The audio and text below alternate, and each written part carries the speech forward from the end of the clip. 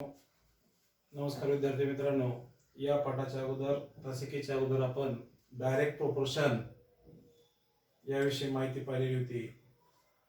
तर chapter number 9 मधला direct proportion and inverse proportion मधला आज आपल्याला इनव्हर्स प्रोपोर्शन कशाला म्हणायचं ते पाहायचं आहे. इनव्हर्स प्रोपोर्शन पाहत असताना आपण डायरेक्ट प्रोपोर्शन मध्ये एक बाब वाढली म्हणजे 90 बुक्स होत्या, त्या 15 स्टुडंट्सला इक्वल समान वाटायच्या होत्या. त्यावेळेस आपण 15 वन जा 15, 15 6 जा जे एका 6 प्रमाणामध्ये एका विद्यार्थ्याला वाटल्या. जे जसजशी विद्यार्थ्यांची संख्या कमी कमी होत गेली त्या प्रमाणामध्ये या ठिकाणी संख्या मात्र त्यांचं वाटपाचं प्रमाण हे एका 6 हे अशाच राहिलेलं आहे, आपण पाहिलेलं होतं. त्याप्रमाणे आता इनव्हर्स प्रोपोर्शन मध्ये बघायचं आहे की इनव्हर्स जे प्रोपोर्शन आहे या इनव्हर्स प्रोपोर्शन मध्ये आपल्याला बघा काही एक उदाहरण दिले, त्या उदाहरणाला आपण लक्षात घेऊ. एक सम व्हॉलंटियर्स हॅव, बघा एका काही व्हॉलंटियर्स आहेत म्हणजे त्यांना स्वयंसेवक म्हणतो आपण, तेव्हा त्यांना 90 खड्डे हे झाडं लावण्यासाठी या ठिकाणी खोदायचे आहे.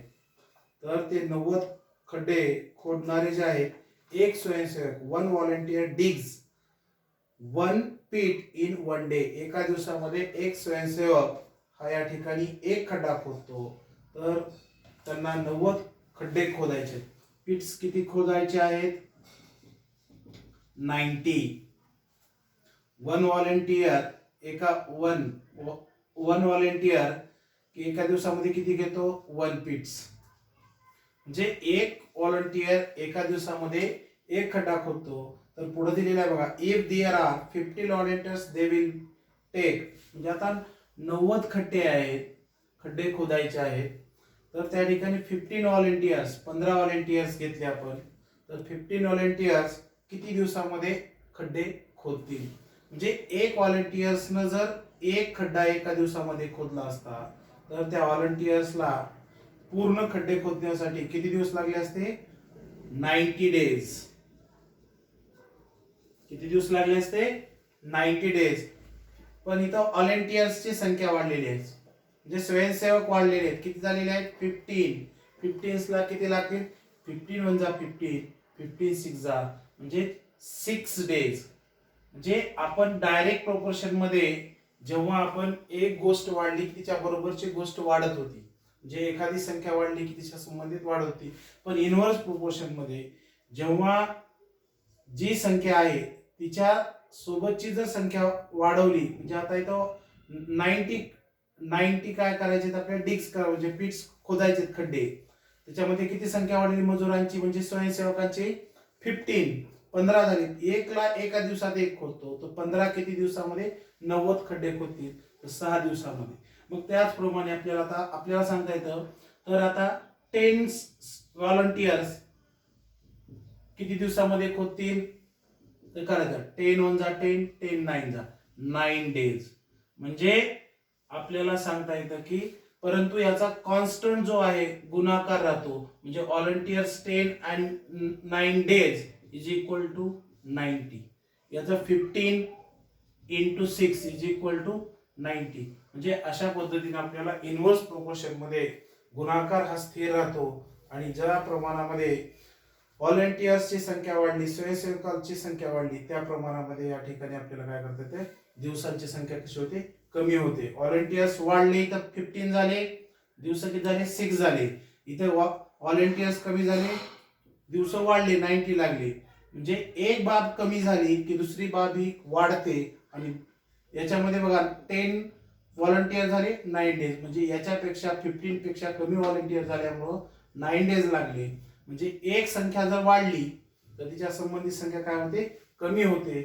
म्हणजे इथं व्हॉलंटियर्स वाढल्यामुळं इथं डे काय झाले? कमी झाले. इथं व्हॉलंटियर्स वाढल्यामुळे इथं डे कमी झाले. पण इथं व्हॉलंटियर्स एकच राहिला, त्यामुळे डे ची संख्या किती झाली? 90. अशा प्रकारचे.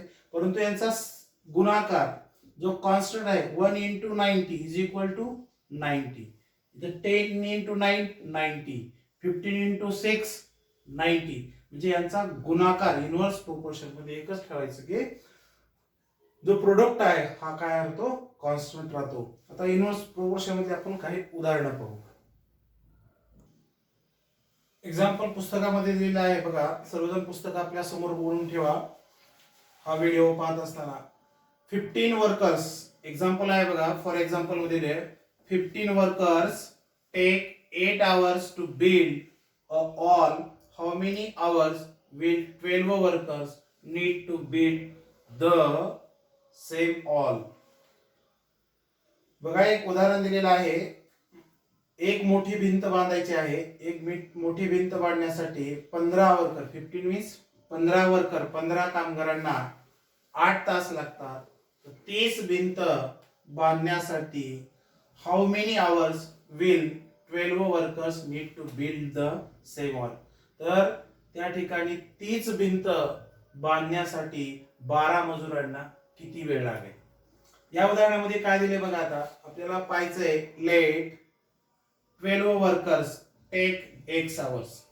12 वर्कर्स बरोबर किती आहे माहिती आहे का आपल्याला, नाही. त्याबद्दल काय घेतलं आपण, x. 15 workers take 8 hours. जे 15 वर्कर्स 15 कामगारांना किती तास लागतात, 18 तास लागतात. म्हणजे त्या ठिकाणी बघा 12 into x hours is equal to 15 into 8 hours. Therefore बघा 15 into 12x is equal to 15 into 8. x is equal to 15 into 8 divisible by 12.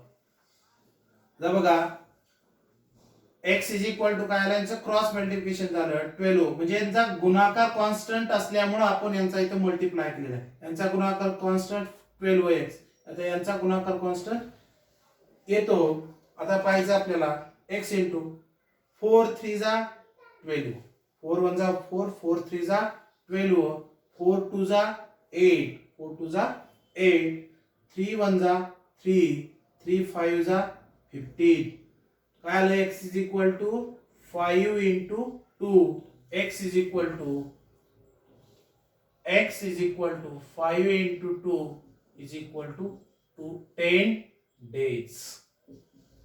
10 days. याची आली 15 वर्कर्स टेक 8 hours. 15 मजुरांना 8 तास लागतात. तर 12 मजुरांना किती तास लागतात, किती तास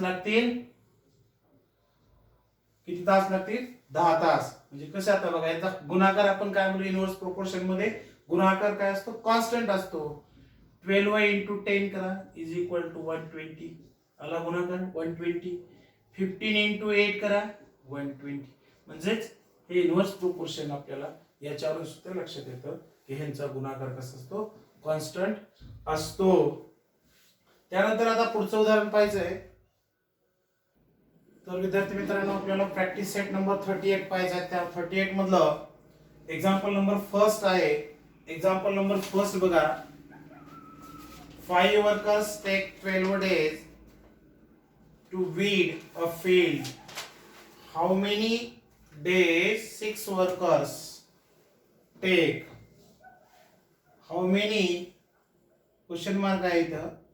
How many would 15 take? म्हणजे 15 वर्कर घेतल्यानंतर किती दिवस लागतील आणि 6 वर्कर घेतल्यानंतर किती दिवस लागतील. बघा एक शेताची खुरपणी पूर्ण करण्यासाठी 5 मजुरांना, म्हणजे शेतातील खुरपणी पूर्ण करण्यासाठी 5 मजुरांना 12 दिवस लागतात. तर 6 जर कामगार असतील तर 6 कामगारांना किती दिवस लागतील. त्याचप्रमाणे जर 15 वर्कर घेतले तर 15 कामगारांना सुद्धा ती खुरपणी शेताची पूर्ण करण्यासाठी किती दिवस लागतील. अशा प्रकारचा प्रश्न विचारला. त्यामध्ये बघा let suppose 5 workers take 12 days. 5 मजुरांना किती, 12 दिवस. 6 workers take x days. 15 workers take y days. म्हणजे 6 वर्करांचे दिवस माहिती आहेत का, नाही. 15 वर्कर्सचे माहिती आहेत का, नाही, म्हणून आपण त्यांच्याबद्दल लेटच येते. तर पाहू आपण बघा, 5 into 12 is equal to 6 into x days. 6 into 8 days. 5 into 12 into 5 divisible by x. इकडचं 6, इथं 6 घेतलं, x. 6 1 जा 6, 6 2 जा 12, इकडे 2 into 5 आलं, 2 into 5 is equal to x, म्हणजे 10 days is equal to x. कोणासाठी वापरलं होतं? 6 वर्कर. जे 6 वर्कर जर घेतले कामगार, तर त्या कामगारांना किती दिवस लागतील? 10 डेज, 10 दिवस लागतील. त्याचप्रमाणे पुढचं दिलेलं आहे, काय विचारलं आपल्याला, म्हणून लिहू शकतो आपण 10 workers take how many days? 10 days 6 workers to take, म्हणजे 6 कामगारांना 10 दिवस लागतील. पुन्हा दिलेलं आहे बघा, 15 workers take y days is equal to 15 days 5, 5 into 12 is equal to 15 into y, 15 into y. 5 into 12 60 is equal to 15 into y. 60 divisible by 15 is equal to y. 15 1 जा 15, 15 4 जा 60, y is equal to 4 days. म्हणजे 15 मजुरांना ते काम पूर्ण करण्यासाठी, शेतातील काम पूर्णसाठी किती दिवस लागतील? 4 दिवस लागतील. म्हणजे बघा, आपण इथं 5 वर्कर्स होते, 5 वर्कर्सला 12 दिवस लागले, 6 वर्कर्सला 10 डेज लागले, आणि 15 वर्कर्सला 4 डेज लागली. परंतु यांच्यामधलं कॉन्स्टंट काय राहिलं बघा, 12 into 5 is 60. आता 15 into 15 वर्कर्स आहेत, 4 डेज इज इक्वल टू 60. इथं बघा 10 into 6 करा, 10 into 6 इज इक्वल टू 60. उदाहरण पाहिल्यानंतर आपल्याला हे इनव्हर्स प्रोपोर्शनचं उदाहरण आहे हे लक्षात येतं, त्यावरून आपल्याला सोडवता येतं. म्हणजे यांचा गुणाकार 12 into 5 केलं 60 येतं, 6 वर्कर्स वाढले, इथंच आपल्याला क्रॉस मल्टिप्लाय, आपल्याला स्टेपला मार्क असतात त्यामुळे सोडवायचं असतं. तर अशा प्रकारे आपण दुसरं उदाहरण पाहायचं आपल्याला आता लगेच. तर बघा, दुसरं उदाहरण आहे प्रॅक्टिस सेट मधलं. लक्ष द्या, Mohanrao took 10 days to finish a book reading 40 pages every day. How many pages must he read in a day to finish it in 8 days? बघा, मोहनरावांनी रोज 40 पानं जर वाचले तर एक पुस्तक त्यांचा 10 दिवसात संपतं. तर मोहनरावांनी किती पेजेस वाचल्यानंतर ते पुस्तक 8 दिवसात संपेल? म्हणजेच मोहनरावांनी एक पुस्तक जर वाचायला 40 पानात जर प्रत्येक दिवशी वाचले तर ते 10 दिवसामध्ये संपतं. तर मोहनरावांनी किती पेजेस वाचल्यानंतर या ठिकाणी ते 8 दिवसात संपेल? चला पाहू त्याचं एक क्रॉस मल्टिप्लिकेशन काय, 8 चौक 32. बघू आपण. चला, इनव्हर्स प्रोपोर्शन मध्ये 40 pages is equal to 10 days. म्हणजे 40 डेज मध्ये जर एव्हरी डे ला वाचले तर 10 डेज मध्ये ते पुस्तक संपतं. लेट मोहनराव, आपण लिहू शकतो, let Mohanrao reads x pages every day, it finish it 8 days. म्हणजे एक जर x पेजेस वाचले तर मोहनराव काय करू शकतात, तो 8 दिवसामध्ये लिहितात. म्हणून लिहायचं x pages is equal to 8 days. 40 pages is equal to 10 days, x pages is equal to 8 days. म्हणजे 40 पेजेस 40 पेज रोज जर वाचले तर ते पुस्तक 10 दिवसात संपतं. तर x पेजेस माहित नाहीत आपल्याला, पेजेस किती वाचल्यानंतर पेजेस आपल्याला ते 10 दिवसात संपत 8 दिवसात संपेल. तर बघा 40 into 10 is equal to x into 8.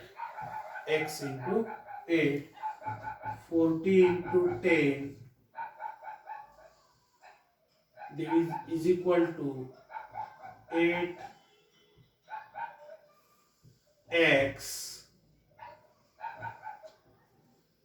40 into 10 divisible by 8 is equal to x.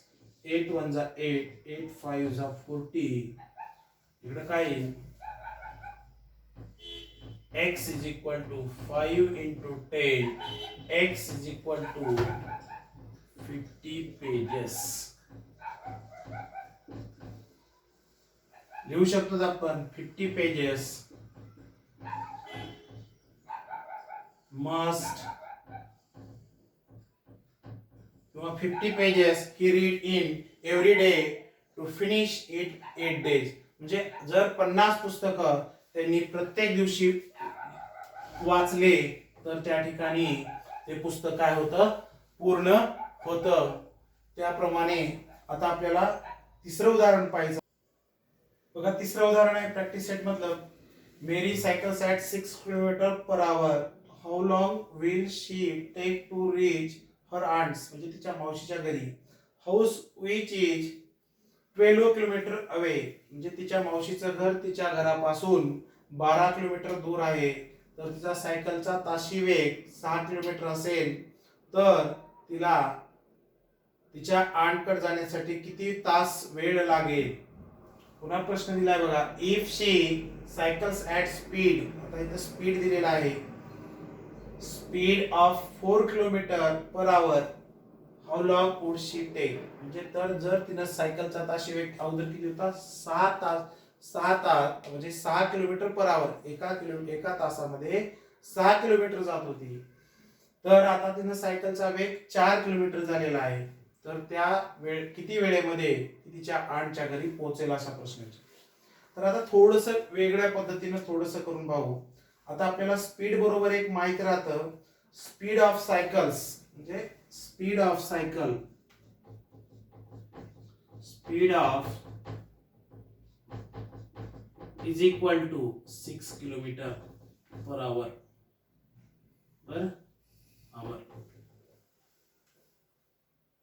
त्यानंतर बघा डिस्टन्स. आता काय काय दिले बघू आपण. Distance is equal to 12 kilometre. किती अंतर आहे? 12 किलोमीटर. आता आपल्याला एक फॉर्म्युला माहित राहतो, टाइम म्हणजे वेळेचा, टाइम बरोबर जे time is equal to distance, अंतर भागिले वेग. Distance divisible by speed. हा या फॉर्म्युलानुसार सुद्धा आपल्याला काढता येतं. म्हणजे टाइम 12 बघा, टाइम काय आहे? तो टाइम काढायचा आहे इज इक्वल टू डिस्टन्स काय? 12 किलोमीटर. स्पीड काय? 6 किलोमीटर. टाइम काय? टाइम इज इक्वल टू काय आलं? 2 आवर्स. 2 आवर्स. म्हणजे हे 2 आवर्स आल्यानंतर सुद्धा आपल्याला बघा आता लक्षात येतं त्याच्यामध्ये की 2 आवर्स वेळ लागतो टाइम. स्पीड आता म्हणजे ज्यावेळेस 6 तास किलोमीटरची एका तासामध्ये जात होती त्यावेळेस आपल्याला किती लागतो? 2 तास लागतात. तर अशाच प्रकारे आपल्याला बघा आता speed 4 kilometre per hour is equal to बघा let the time required be x किंवा 4 into x is equal to 6 into 2. म्हणजे एका तासाला म्हणजे let the time required 1 hour is equal to 2 kilometer. 1 hour is equal to 2 hours is equal to 6 kilometer. 1 hour is equal to 6 kilometer. त्याचप्रमाणे बघा 4 into x 4x is equal to 6 into 2 12. X is equal to 12 divisible by 4. X is equal to 3 hours. बघा तर तिला ज्यावेळेस सायकलच्या speed ही 4 kilometre तास असेल त्यावेळेस तिला 3 तासामध्ये ते अंतर काय करेल पूर्ण करेल. लक्षात देण्यासाठी हा व्हिडिओ पॉज करून पहा. सर्वांनी दिलेली उदाहरणं सोडवा. पाठ्यपुस्तकामधले उदाहरणं सोडवा. प्रॅक्टिस सेट मधलं 4थं उदाहरण राहिलेलं आहे ते तुम्ही करण्यासाठी ते ठेवलेलं आहे. बाकीचा राहिलेला भाग हा आता पार्टनरशिपचा राहिलेला आहे. तो भाग या ठिकाणी आपण काय करू पाहायचा आहे. अशा प्रकारे या ठिकाणी राहिलेला भाग पुढच्या तासिकेला पाहू. धन्यवाद.